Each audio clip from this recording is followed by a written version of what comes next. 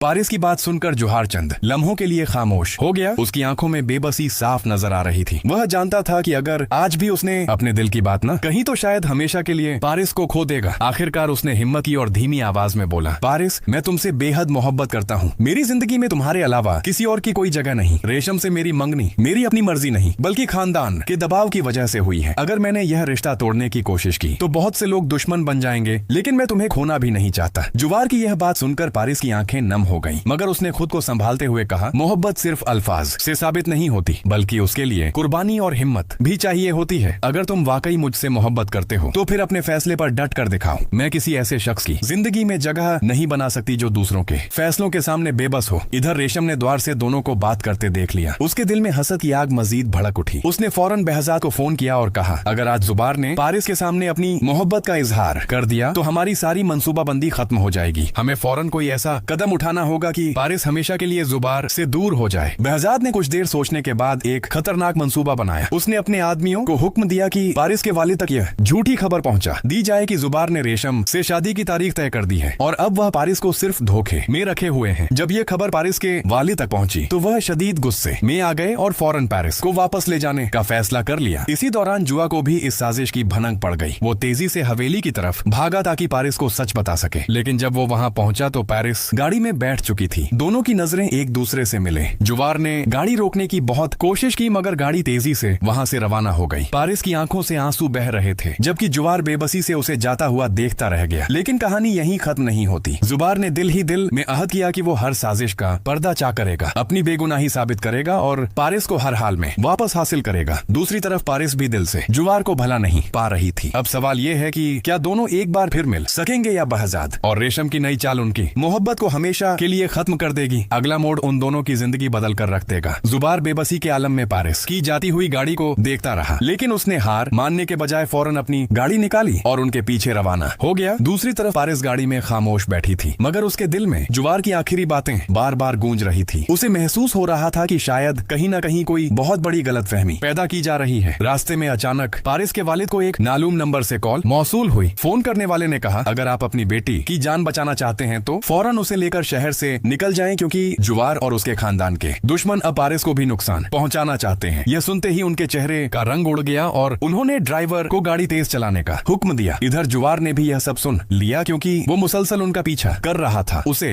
और दूसरी तरफ आखिरकार आने वाली एपिसोड जो होगी वो एक तरफ धमाकेदार होगी, क्योंकि आखिरकार अब हमारा जवार और पारिस की जो है वो शादी होने वाली है। क्योंकि अब एजाज बख्त जो है वो शॉक्ड हो जाएगा जब देखेगा कि जवार जो है वो पारिस को अपनी गाड़ी में बिठाकर कहीं दूर जा रहा है।